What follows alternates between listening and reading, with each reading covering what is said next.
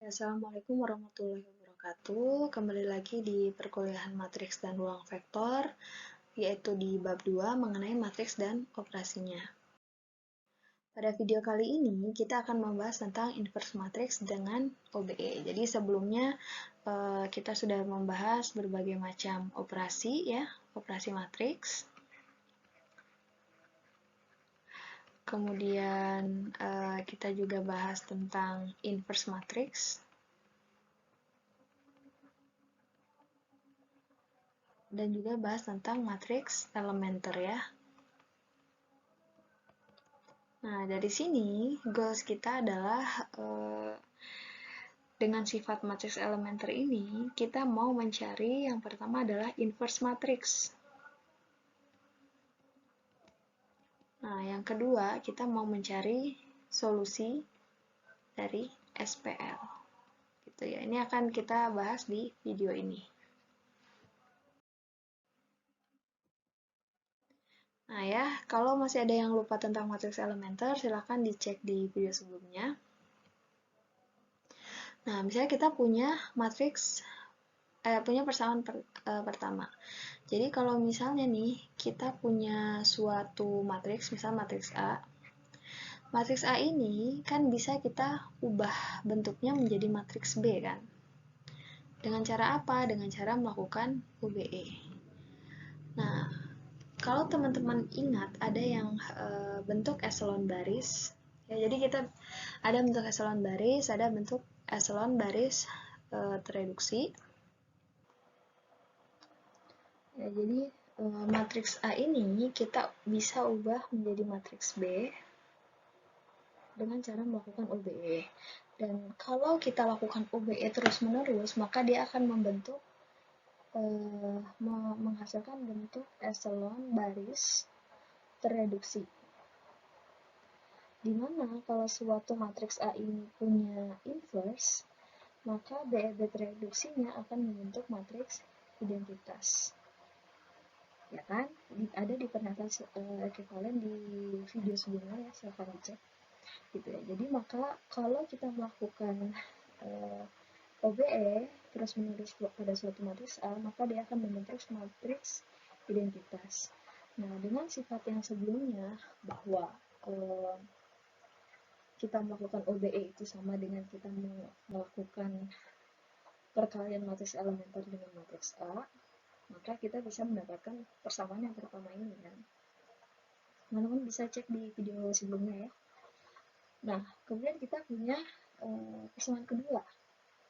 Kalau misalnya kedua ruas di persamaan satu ini kita kali A inverse gitu ya. Berarti misalnya ini E dikali A inverse, A dikali A inverse, kemudian matriks identitas kita kali dengan A inverse, boleh kan? Nah, maka A kali A inverse ini kita bisa ubah menjadi matriks identitas kan, dengan sifat inverse. Kemudian matriks identitas kita kalikan dengan A inverse, hasilnya adalah A inverse. Sehingga muncul persamaan kedua, ya. Oke. Nah, jadi di sini teman-teman bisa lihat bahwa pada persamaan pertama ini ada perubahan dari matriks A ke matriks identitas, ya. Kemudian pada persamaan kedua ada perubahan dari matriks identitas ke matriks A inverse.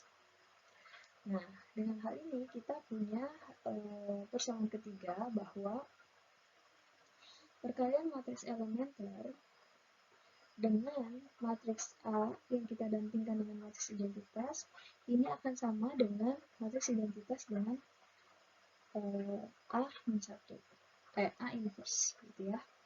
Jadi kita gunakan sifat matriks elementer yang sebelumnya tadi gitu.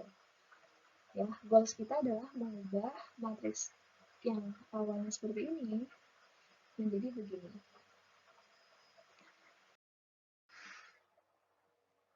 Nah, sehingga kita bisa mendapatkan algoritma untuk mencari inverse matrix. Kalau misalnya n-nya itu sama dengan 2, kan kita bisa lebih mudah kan menghitung inverse-nya ya, tadi dengan cara yang ada di video sebelumnya. Nah, tapi kalau misalnya lebih dari 2, kita bisa menggunakan algoritma ini. Nah, misalkan A, N kali N, kita lakukan serangkaian OBE yang mereduksi A menjadi matriks identitas, dan kita lakukan OBE yang sama juga pada matriks identitas untuk mendapatkan A inverse, gitu ya. Nah, jadi intinya di sini kita mengubah matriks A identitas ini menjadi matriks identitas menjadi A inverse dengan cara melakukan OBE. Contohnya, misal kita punya matriks A, ini kan 3 kali 3 ya, 3 kali 3, sehingga kita tidak bisa pakai cara yang sebelumnya, ya. Nah, maka kita diminta untuk mencari inverse-nya. Step yang pertama adalah kita buat matriks A berdampingan dengan matriks identitasnya. Ini adalah matriks A, 3 kali 3, kita buat berdampingan dengan matriks identitasnya. Karena matriks A 3 kali 3, berarti matriks identitasnya pun juga 3 kali 3. Ya. Nah, tujuan kita adalah mengubah yang di sebelah kiri ini menjadi matriks identitas, atau kita reduksi, jadi bentuk echelon baris reduksi. Step by stepnya ini kita mengikuti metode eliminasi Gauss-Jordan ya. Jadi kita menolkan dulu yang di bawah satu utama, baru kita naik ke atas ya, baru yang di atasnya kita nolkan juga. Nah, misalnya di sini entry tak nol pertama itu harus 1 kan. Nah, di sini kan 3 nih. Nah, sehingga kita bisa tukar baris dengan baris ke 2. Ya, sehingga kita pakai OBE ini. Berarti yang berubah baris berapa? Baris 1 dan 2. Baris ketiganya tetap ya, min 2, min 2, 1, 0, 0, 1.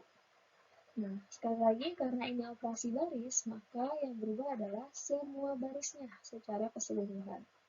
Ya, baris 1, baris 2-nya jadi seperti ini. Nah, sekarang ini udah satu utama nih.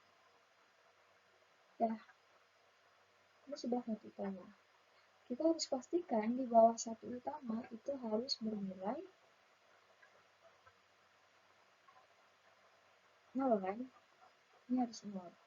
Berarti kita akan mengubah baris ketiga dan baris kedua supaya di sini 0 dan di sini juga 0. Sehingga kita menggunakan OBE ini. Baris kedua kita ubah dengan 3B1 tambah B2, kemudian baris ketiga kita ubah dengan 2B1 tambah B3, sehingga menghasilkan baris seperti ini.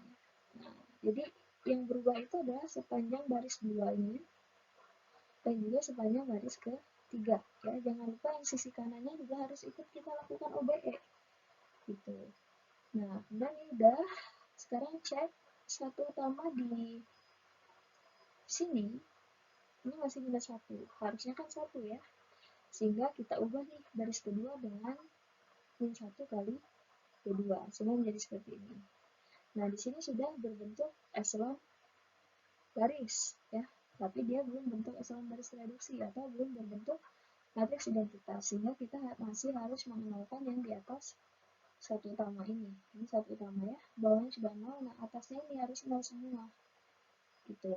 Nah, berarti kita perubahan dulu untuk baris yang kedua kan, yang di sini.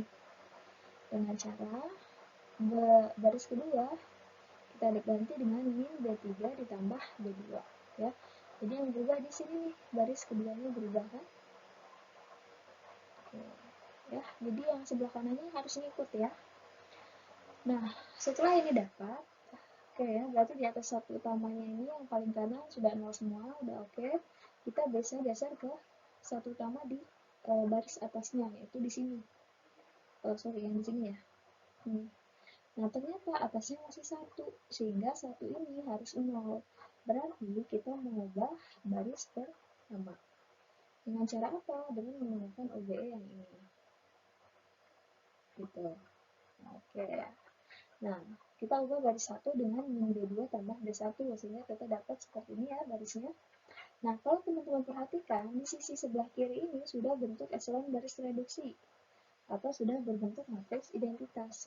Sehingga, dengan algoritma yang tadi, bahwa A identitas, kita lakukan OBE akan berubah menjadi matriks identitas ke A inverse. Berarti di sini kita sudah bisa menentukan A inverse-nya. Nah, ini adalah A inverse dari ya tadi dari matriks A-nya. Gitu. Nah, apakah kalian yakin ini A inverse-nya? Kalian bisa buktikan dengan mengalihkan A dikali dengan A inverse. Ini hasilnya harus matriks identitas. Ukuran 3x3 berarti ya. Sekarang kita cek, ternyata A kali A inverse ini menghasilkan matriks identitas. Kemudian A inverse dikali dengan A juga menghasilkan matriks identitas. Berarti sudah betul ya bahwa ini adalah inverse dari matriks A. Nah, kalau sebelumnya tadi kita sudah bahas tentang inverse matrix, ukuran 2 kali 2, 3 kali 3, dan seterusnya, kita ingin menggunakan inverse matrix itu untuk mencari solusi SPL. Gitu. Nah, jadi misalnya kita punya SPL, misalnya gini ya, 4x1 tambah 3x2 sama dengan 2, misalnya 5x1 tambah x2 sama dengan misalnya 3 gitu. Ini kan SPL ya. Nah, kita bisa ubah ini menjadi ada matriks A, matriks X, dan matriks B. Matriks A-nya adalah koefisien dari variabelnya ya. Berarti matriks A-nya adalah 4, 3, 5, 1. Nah, matriks X-nya adalah matriks variabelnya gitu. Matriks B-nya adalah si konstantanya. Jadi matriks A-nya adalah 4, 3, 5, 1. Matriks X-nya adalah X1, X2. Matriks B-nya adalah 2 dan 3 ya. Jadi sebuah SPL itu kita bisa pecah menjadi seperti ini. Nah, berarti kan sama aja dengan matriks A dikali matriks X sama dengan B. Nah, kalau misalnya A ini bisa kita inverse, maka misalnya ruas kanan dan ruas kiri kita kalikan dengan A inverse-nya nih. Sehingga A inverse kali A akan menghasilkan matriks identitas kan? Dikali dengan X. Kemudian A inverse kali B akan tetap seperti ini. Sehingga kita akan memperoleh sebuah cara untuk mencari variabel ya, atau mencari solusi SPL dengan cara gini, X sama dengan A inverse dikali B. Nah, sekarang ya ini teoremanya ya. Jadi kalau misalnya A ini bisa dibalik, maka SPL AX sama dengan B akan memiliki satu solusi, yaitu X-nya sama dengan A inverse kali B. Nah, ini untuk contohnya, misalnya kita punya SPL seperti ini. Ya, berarti ini kita bisa ubah jadi ada matriks A, matriks X, matriks B. Matriks A-nya adalah 1, B-nya 0, C-nya 1, A-nya 1, B-nya min 1, C-nya 0, A-nya 0, B-nya 2, C-nya 1. X-nya berarti apa? A, B, C. Matriks B-nya 4, min 1, 7.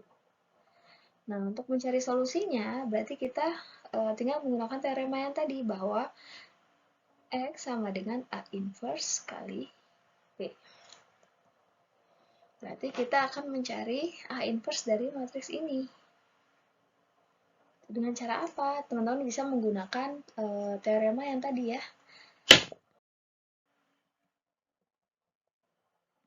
Teorema yang tadi yaitu misalnya dari A identitas, kita lakukan OBE sampai membentuk matriks identitas A inverse. Nah, misalnya A inverse-nya ini nih. Jadi, kita bisa hitung nilai X-nya, yaitu A inverse kali B. A inverse, ini adalah A inverse dikali dengan matriks B. Hasilnya 1, 2, 3. Berarti A-nya 1, B-nya 2, dan C-nya 3. Gitu ya.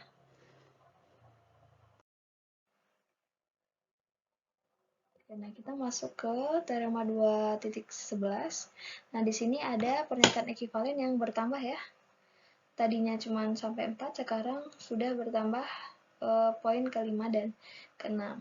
Ya, dimana kalau matriks itu punya inverse ya, berarti untuk AX sama dengan B ini konsisten untuk setiap N kali 1 matriks B. Nah, yang keenam, AX sama dengan B tempat memiliki satu solusi untuk setiap N kali 1 matriks B.